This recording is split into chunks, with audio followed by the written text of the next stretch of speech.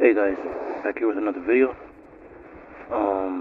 Here I'm inking in Batman, fighting in Man-Bat. But for this video alone, I'll be just inking in Batman.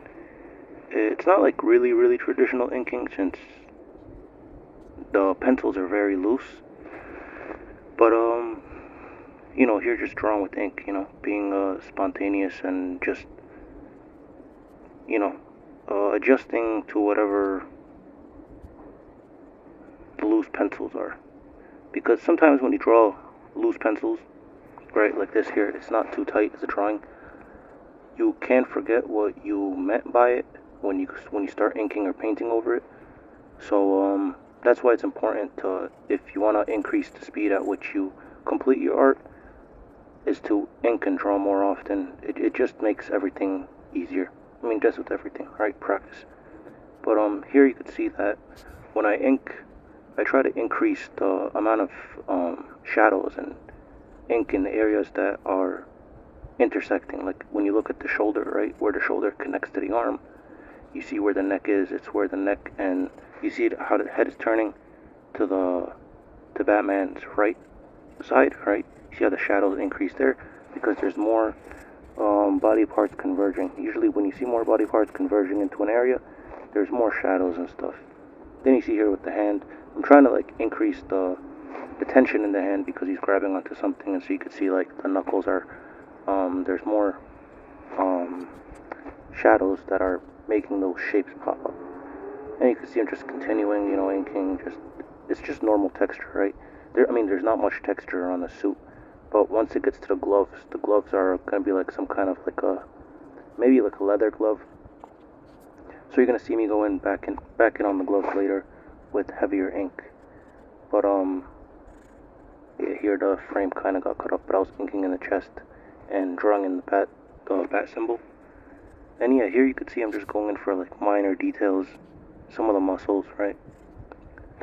You increase the line weights around the figure itself, but once you're working inside the figure, like you saw I was working within the arm, or doing the serratus muscle that's on the side of the abdominals, it's lighter line weights, right?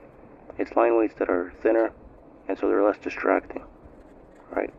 Then when I started working on the utility belt, that's when I ran into some problems because I felt like some of the lines on there were distracting from the arm. Once the utility belt converges with the arm right there, yeah.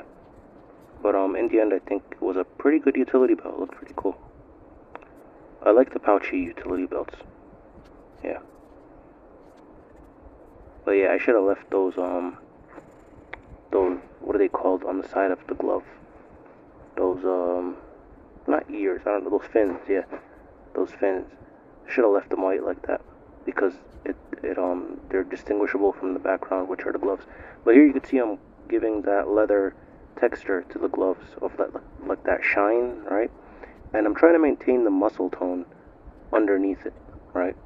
And the way you do that is to make sure that the light, is on the edges of those muscles, on those tones, right? And that tone muscle, right? And here you can see the other arm, and the moonlight, which is the background behind Batman's head, right, is what the light source is. So I'm trying to keep the light on that edge of the glove, right?